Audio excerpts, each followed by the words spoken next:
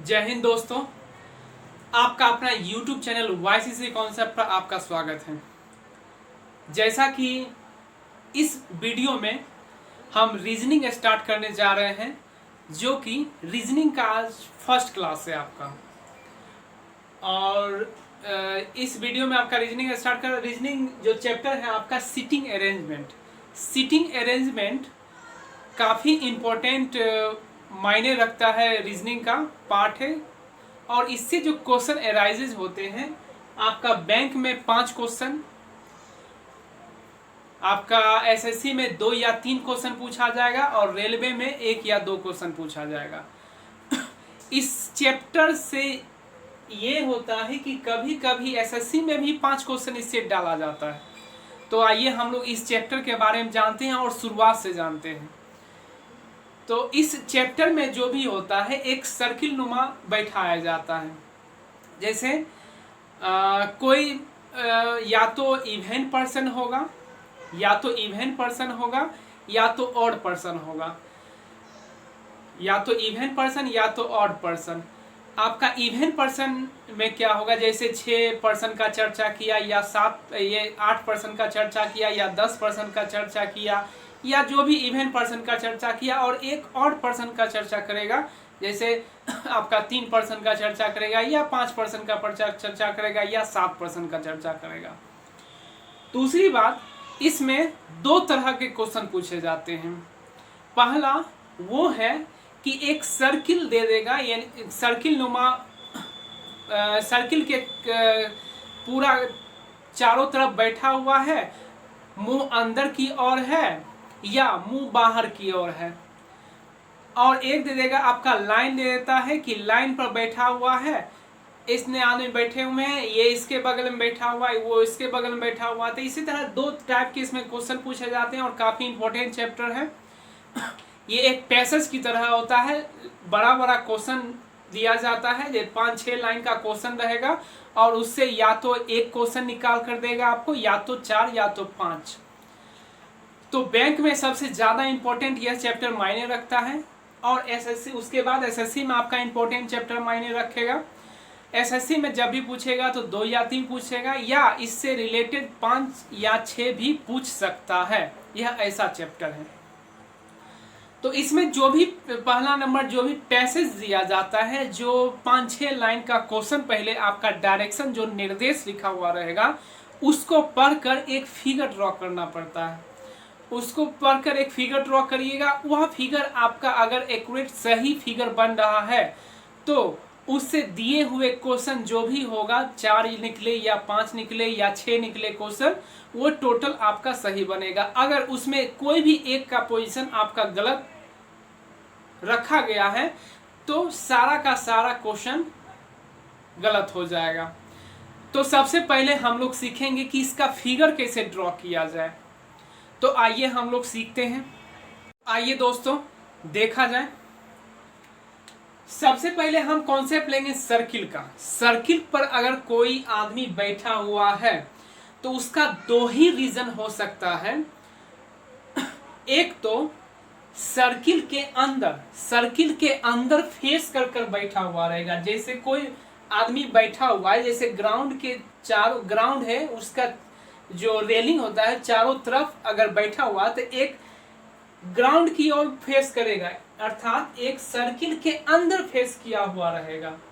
एक सर्किल के अंदर या तो फेस किया हुआ रहेगा, या तो एक सर्किल के बाहर फेस किया हुआ रहेगा। जैसे हम इसमें सर्किल के बाहर फेस कर देते हैं। तो 2 ही रीजन पर आदमी, जो भी यहाँ पर पर्सन को बैठाया जाएगा, या जो भी इसमें पर्सन बैठेगा वह 2 ही रीजन बैठेगा, या तो सर्किल के अंदर फेस करेगा या तो सर्किल के बाहर फेस करेगा। चलिए दूसरी बात, पर्सन कितना चर्चा कर रहा है। अगर पर्सन उस क्वेश्चन में ऑड नंबर का चर्चा कर रहा है, अर्थात विषम संख्या का चर्चा कर रहा है, विषम संख्या जैसे 3 पर्सन का चर्चा किया, या 5 पर्सन का चर्चा किया, या 7 पर्सन का चर्चा किया, या 11 पर्सन का चर्चा किया, या 9 पर्सन का चर्चा किया, तो सबसे पहला काम हमें जो फिगर में करना है, सबसे पहला काम जो फिगर में हमें करना है कि एक सर्किल पर बैठा हुआ है, विषम संख्या दे दिया, यानी 7 आदमी एक सर्किल पर बैठा हुआ, केंद्र की ओर मुंह करके बैठा हुआ।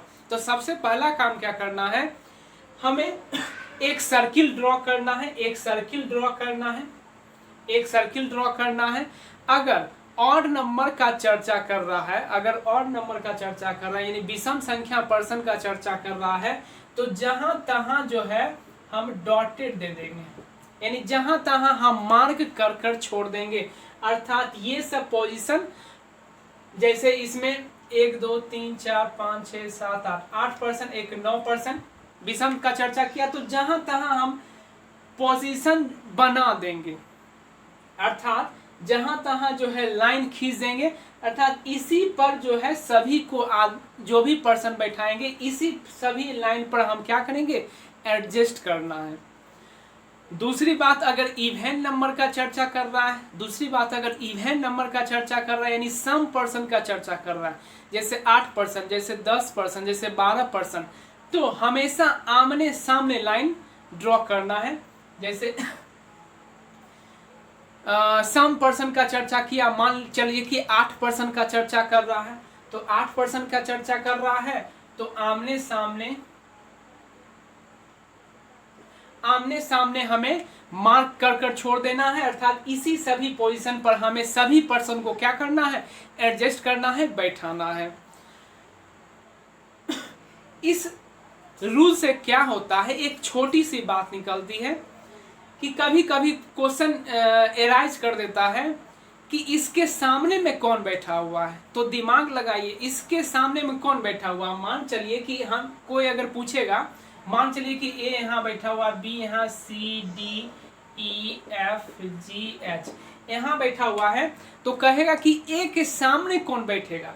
तो ए के सामने कौन बैठेगा, ई बैठेगा। तो यह किसमें पॉसिबल है, इवन नंबर में पॉसिबल है। ऑड नंबर में पता ही नहीं चलेगा। जैसे हम यहाँ पर 9% का चर्चा किए हैं, जैसे मान चलिए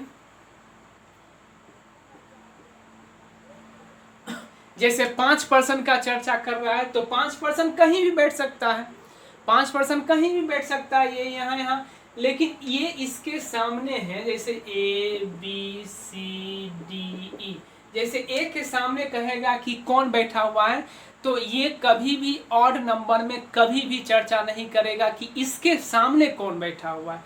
तो यही एक छोटी सी बात इस कॉन्सेप्ट में थी कि सबसे पहला काम क्या करना है कि जो भी पर्सन का हमें चर्चा कर रहा है, जैसे इवन पर्सन का चर्चा कर रहा है, तो एक सर्किल ड्रॉ करना है, आमने सामने हमें क्या करना है, लाइन खींचकर छोड़ देना है।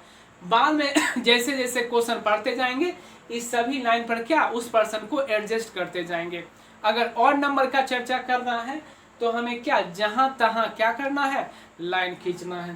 तो जहां तहां हमें क्या करना है, लाइन खींचना है।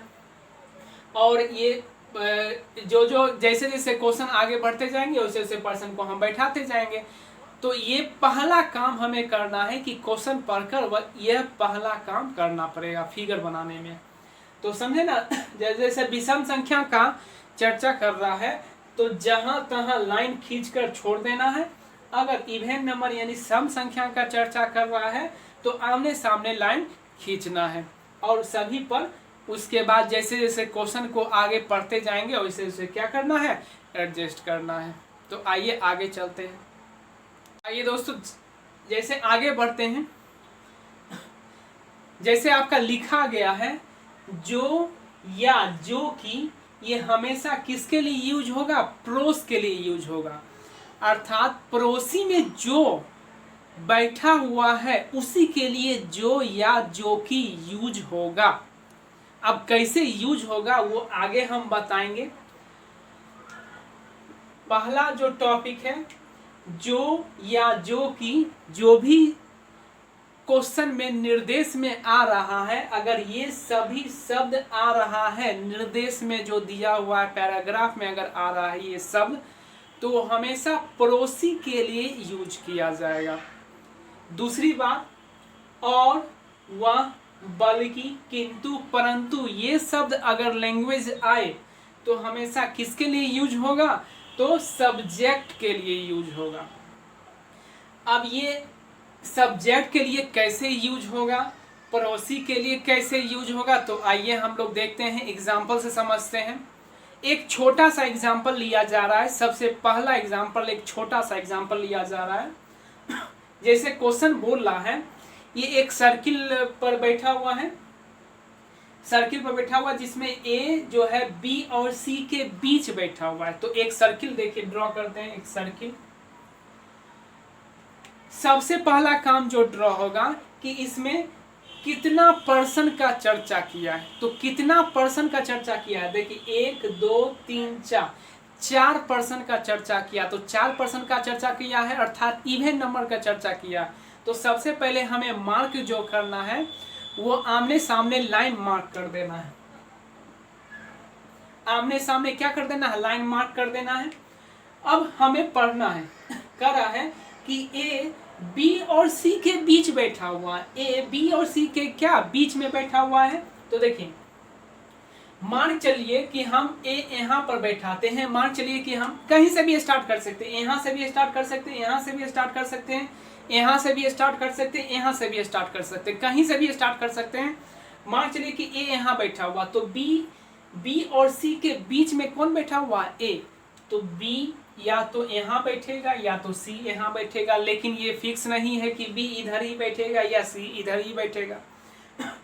सी इधर भी बैठ सकता है, बी इधर भी बैठ सकता है, सी इधर भी बैठ सकता है और बी इधर भी बैठ सकता है। ये फिक्स नहीं कर रहा है, क्वेश्चन में कुछ भी कर नहीं कर रहा है, सिर्फ कह रहा है कि ए बी और सी के बीच में बैठा है। तो ए बी और सी के बीच में बैठा हुआ, तो बी इधर भी बैठ सकता है, इधर भी बैठ सकता है, बी सी इधर भी बैठ सकता है, सी इधर भी बैठ सकता है। आगे पढ़ा जाए, आगे लिखा हुआ है। अब देखिए, जो आया, जो डी के बाएं बैठा हुआ है, तो जो डी के बाएं बैठा हुआ, तो डी के बाएं कौन बैठा हुआ है? A B C. यहाँ पर 3 पर्सन है, तो डी के बाएं कौन बैठा हुआ है, यही मेन पकड़ना पड़ता है। इसको पकड़ लिए तो बस क्वेश्चन क्लियर। तो जो जिसके लिए आएगा वह पड़ोस के लिए आएगा। तो जो हमेशा पड़ोसी के लिए आएगा, इसके लिए आएगा। जो हमेशा इस लेटर से सटा हुआ जो लेटर, पहला लेटर आएगा या पहला नाम आएगा या पहला वस्तु का नाम आएगा, कुछ भी आएगा, तो जो या जो कि यहाँ पर लिखा हुआ है, तो इसी के लिए इंडिकेट कर रहा है। अर्थात क्या कर रहा है कि जो डी के बाएं कौन बैठा हुआ है, तो डी के बाएं सी बैठा हुआ, ना ही ए और बी बैठा हुआ है। तो डी के बाएं कौन बैठा हुआ है, तो डी के बाएं सी बैठा हुआ है। तो मान चलिए कि सी को अगर हम यहाँ बैठाते हैं, अगर हम सी को यहाँ बैठाते हैं, तो डी के बाएं बैठा हुआ, सभी का मुंह केंद्र की ओर है। मान चलिए कि सभी का मुंह केंद्र की ओर है, सभी का मुंह क्या केंद्र की ओर है।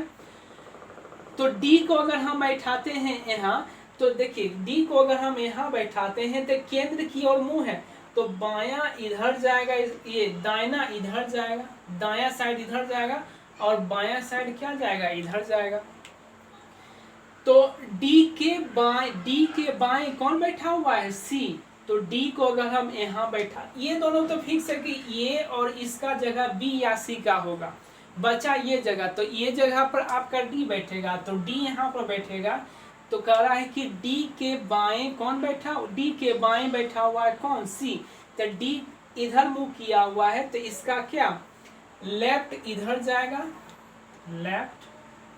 लेफ्ट साइड, और इस साइड क्या जाएगा, राइट साइड डी का। तो लेफ्ट साइड इधर गया और राइट साइड इधर गया, तो डी के बाएं कौन बैठा हुआ है, सी। तो सी का पोजीशन क्या हो गया, इधर बैठेगा। तो देखिए सी अगर इधर बैठेगा तो इधर क्या बैठेगा आपका, बी बैठ जाएगा। तो इसका जो स्ट्रक्चर आएगा ओवरऑल, ए यहाँ बैठेगा, डी यहाँ बैठेगा, सी यहाँ बैठेगा और बी यहाँ बैठेगा। तो फाइनली मेरा जो स्ट्रक्चर आया इस लाइन का, यही स्ट्रक्चर आएगा। तो यही कॉन्सेप्ट था जो या किंतु या परंतु। अगर यहीं पर अगर रहता किंतु बल्कि परंतु बल्कि और ये सब अगर रहता तो ये डी जो है इसके लिए यूज होता है, अर्थात जो सब्जेक्ट जो होता है, जो मेन पर्सन जो होता है उसके लिए यूज होता है। तो हमेशा जब भी जो या जो की आवे तो हमेशा किसके लिए यूज होगा, तो प्रोस के लिए यूज होगा। तो देखिए दोस्तों, सी बी का पोजीशन यहाँ फिक्स हो गया कि बी इसी साइड बैठेगा, ए के लेफ्ट साइड, और ए के राइट साइड में कौन बैठेगा, सी बैठेगा। सभी का मुंह क्या है, केंद्र की ओर है। तो जब भी केंद्र की ओर है तो ये राइट साइड बनेगा और ए का लेफ्ट साइड ये होगा। तो ए का सी राइट साइड कौन, सी, और लेफ्ट साइड कौन बैठेगा, बी बैठेगा, और ए के सामने कौन बैठेगा, डी बैठेगा। तो आइए सेकेंड एग्जाम्पल से हम समझते हैं दूसरा।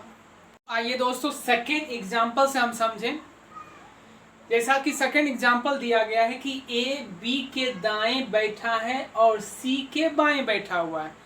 तो सी के बाएं, तो सी से पहले जो शब्द आया है और आया है, तो और जो आया है वो किसके लिए आया है, और जो आया है वो किसके लिए, तो ये जो आया है ये सब्जेक्ट के लिए आया है। और इसके जगह अगर और रहेगा, वह रहेगा, बल्कि रहेगा, किंतु, परंतु या जो भी रहेगा, तो हमेशा उसके बाद जो लेटर लिखा हुआ है वो मेन लेटर जो होगा उसके लिए क्या होगा, यूज होगा। और जो या जो की अगर लिखा हुआ है तो हमेशा किसके लिए, प्रोस के लिए यूज होता। तो आइए इसको फिगर में ड्रॉ किया जाए। और सभी का मुंह किसके ओर है, केंद्र की ओर है। तो सभी का मुंह किसके ओर है, केंद्र की ओर है। तो एक फिगर ड्रॉ किया जाए। अब देखिए 3 पर्सन है तो कहीं भी लाइन हम ड्रॉ कर सकते हैं, कहीं भी लाइन ड्रॉ कर सकते हैं। अब हम ए जो है बी के दाएं बैठा हुआ, तो बी को हम कहीं भी बैठाकर उसके अनुसार किसको बैठाएंगे, ए को बैठाएंगे। तो बी को अगर हम यहाँ बैठाते हैं, बी को अगर हम यहाँ बैठाते हैं तो बी के दाएं बैठा है कौन, ए। बी के दाएं कौन बैठा हुआ है, तो ए। और देखिए सभी का मुंह केंद्र की ओर है, सभी का मुंह किसके ओर है, केंद्र की ओर। तो बी का दायां, तो बी का दायां किधर बनेगा, बी का दायां इस साइड और जाएगा और बायां किस ओर जाएगा, इस ओर जाएगा। तो बी का दायां इस ओर और बायां इस ओर। तो बी के दाएं बैठा है कौन, ए। तो बी के दाएं हम यहाँ पर किसको बैठा देंगे, ए को बैठा देंगे।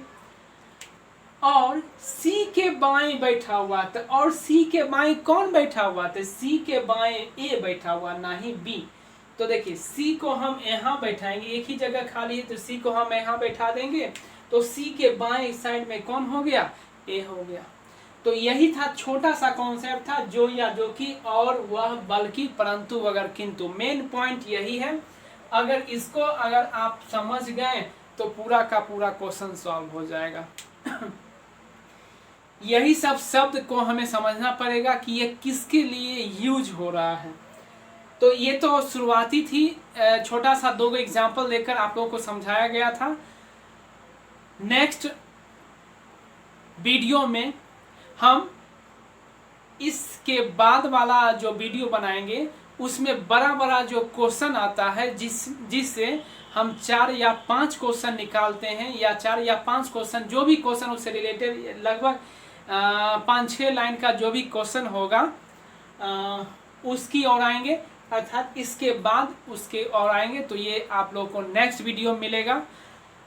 जो अभी तक मेरे चैनल को सब्सक्राइब नहीं किए हैं वो सब्सक्राइब कर दें। और सीटिंग अरेंजमेंट का यह क्लास पहला था। इसके बाद रीजनिंग में सीटिंग अरेंजमेंट का ही ये नेक्स्ट दूसरा क्लास लाएंगे, जो कि आपको नेक्स्ट वीडियो में इसके बाद वाला का कॉन्सेप्ट आप लोग को बताया जाएगा। उसके उतना ही धन्यवाद। जय हिंद।